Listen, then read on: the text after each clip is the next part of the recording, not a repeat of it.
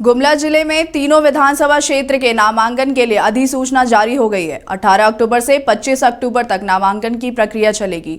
तीनों विधानसभा का चुनाव 13 नवंबर को होना है। विधानसभा चुनाव प्रत्याशियों के नामांकन के लिए अनुमंडल कार्यालय गुमला को नामांकन केंद्र बनाया गया है, जहां तीनों विधानसभा के प्रत्याशी अपना नामांकन कर सकते हैं। तीनों विधानसभा के नामांकन के लिए अलग अलग आरोप बनाया गया है। प्रशासन द्वारा जगह जगह बैरिकेडिंग की गई है।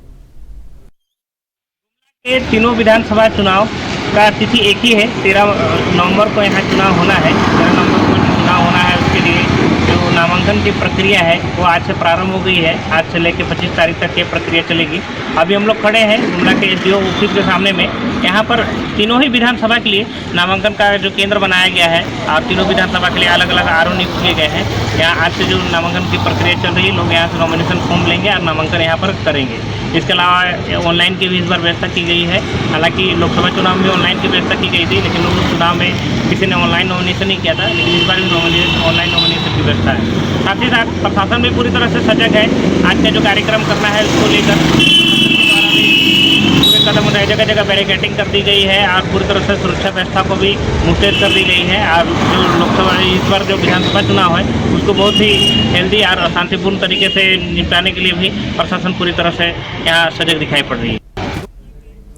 पत्रकार अन्नी अमृता कूदी चुनावी मैदान में अब जमशेदपुर पश्चिम विधानसभा से निर्दलीय चुनाव लड़ने की तैयारी कर रही हैं। वहीं आज निर्दलीय प्रत्याशी के तौर पर नामांकन करेंगी। इसी बीच उन्होंने अपने बातचीत में कहा कि आज कल नेता लोगों के साथ वादा तो करते हैं, मगर उन वादों पर खरा नहीं उतरते, जिसको लेकर वह अब चुनावी अखाड़ा में अपनी किस्मत आजमा रही हैं।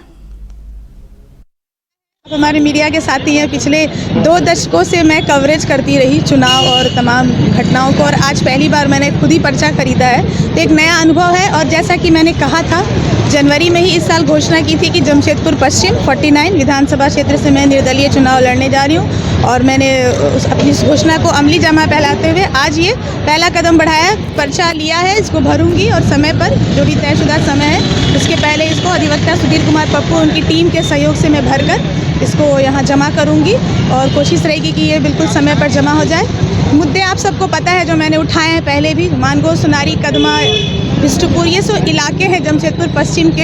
ये 2 भागों में बटे हैं, टिस्को और गैर टिस्को क्षेत्र में बटा है। कहीं पर 24 घंटे बिजली पानी है, कहीं आज तक लोग पानी के लिए तरस रहे हैं। जो जलापूर्ति योजना है वो भी अप टू द मार्क नहीं है। कई साल पहले जलापूर्ति योजना बनी, लेकिन मानगो और अन्य इलाके के लोग आज भी प्यासे हैं। एक पाइपलाइन दिखता है पर पानी समय पर नहीं मिलता है। और दूसरी तरफ टिस्को इलाके में लोग 24 घंटा पानी को एंजॉय करते हैं, बिजली को एंजॉय करते हैं। शिक्षा का हब नहीं बन पाया, ये कॉलेज नहीं है, यहाँ महिला कॉलेज नहीं है, एकमात्र अस्पताल अभी तक फंक्शन कर रहा है वो पूर्वी क्षेत्र में। तो पश्चिम की जो जनता है स्वास्थ्य की सुविधाओं में भी बहुत पिछड़ी हुई है। उसे अलग से ऐसी कोई सुविधा हासिल नहीं है जो इस विधानसभा में होनी चाहिए थी। नए अस्पताल खुल गए हैं, बिल्डिंग भी बन गई है, लेकिन जो व्यवस्था है जिसको लेकर एक मीडिया कर्मी के रूप में हम लोग सालों से सवाल उठाते रहे, वो सबसे बड़ा मुद्दा इस क्षेत्र का है, वो स्वास्थ्य का मुद्दा, रोजगार का मुद्दा है। यहाँ के बच्चे बाहर पढ़ने जाते हैं, यहाँ एजुकेशन हब बन सकता है। अब हमारे सरिया थाना क्षेत्र के बागोडी मोड़ में निर्माण हो रहे सत्यप्रभा हॉस्पिटल के टॉयलेट टैंक से एक युवक का शव मिलने पर इलाके में सनसनी फैल गई है। वहीं मृतक की पहचान समस्तीपुर के मनीष दास के रूप में हुई है। मौके पर पहुंचे थाना प्रभारी ने शव को जब्त कर बताया है कि मामले में हर पहलू की बारीकी से जांच की जा रही है।